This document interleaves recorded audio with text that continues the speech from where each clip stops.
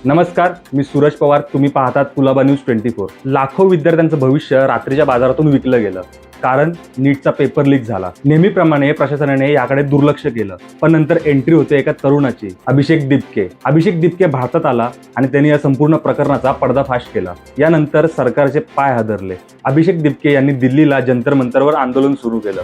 सुरुवातीला कोणीही या आंदोलनाला सिरियस घेतलं नाही. सगळ्यांना असंच वाटलं की हा मुद्दा 2-4 दिवसात शांत होईल, पण तसं झालं नाही. ही होती एका भयानक वादळापूर्वीची शांतता. अभिषेक दिपके यांनी आंदोलन सुरू केलं.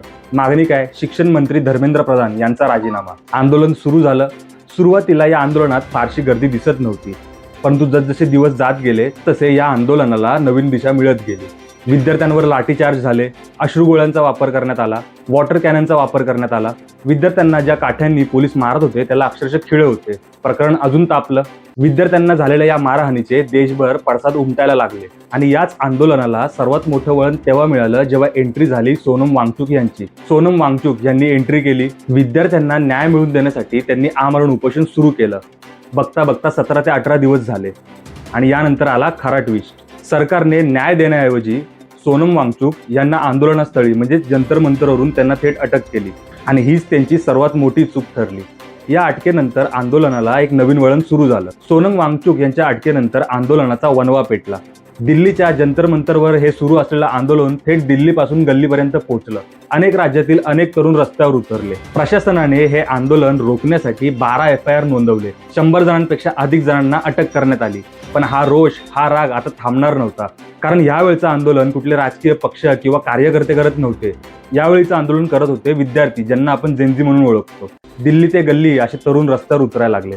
या सगळ्या पार्श्वभूमीवर महाराष्ट्रातील प्रादेशिक पक्ष म्हणजेच शिवसेना उद्धव बाळासाहेब ठाकरे आणि महाराष्ट्र नवनिर्माण सेना एकत्र आल्या. आदित्य ठाकरे, अमित ठाकरे यांनी विद्यार्थ्यांना रस्त्यावर उतरून मार्गदर्शन केलं. गेले अनेक दिवस आपल्याला शिवाजी पार्क शिवतीर्थावर मोठा मोर्चा बघायला मिळतोय, मोठी गर्दी बघायला मिळते. ही सगळी गर्दी तरुणांची होती. त्यांची अपेक्षा होती राजसाहेब ठाकरे. विद्यार्थ्यांच्या भविष्यासाठी त्यांच्या पाठीशी ठाम उभं राहण्यासाठी ठाकरे बंधू पुन्हा एकदा मंचावर दिसले. त्यांचा विरोध होता विद्यार्थ्यांना झालेल्या मारहाणीवर, शिक्षण क्षेत्रातील होणाऱ्या घोटाळ्यांवर, भ्रष्टाचारांवर आणि सगळ्यात महत्त्वाचं म्हणजे धर्मेंद्र प्रधान यांचा राजीनामा. यानंतर पत्रकार परिषद घेऊन ठाकरे बंधूंनी दादर, शिवतीर्थ ते सिद्धिविनायक अशा शक्ती प्रदर्शन मोर्चाची घोषणा केली. या मोर्चामध्ये कोणत्याही प्रकारच्या राजकीय घोषणा होणार नाहीत, कुठल्याही पक्षाचा झेंडा नसेल, फक्त हातात तिरंगा असेल असं त्यांनी स्पष्ट केलं.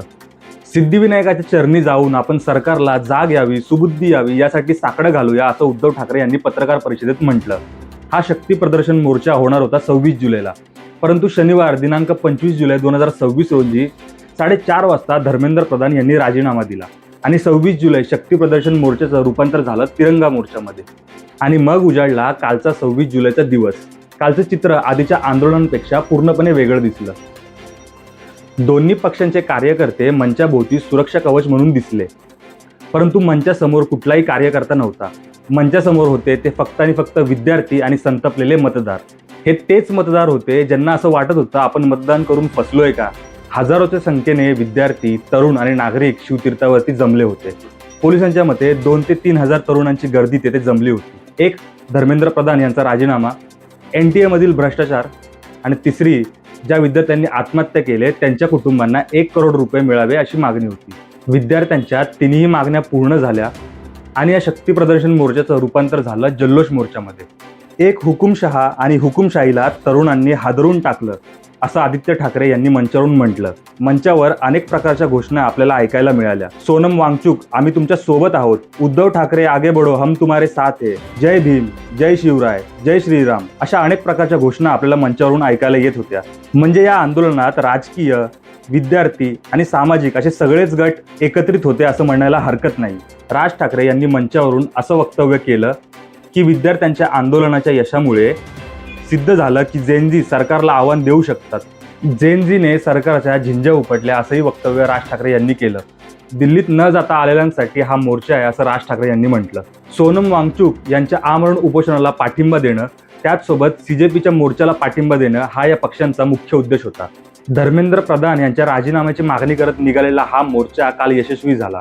विद्यार्थ्यांनी प्रशासनाला हे दाखवून दिलं की आता पक्ष कोणताही असो, आम्ही प्रश्न विचारणारच.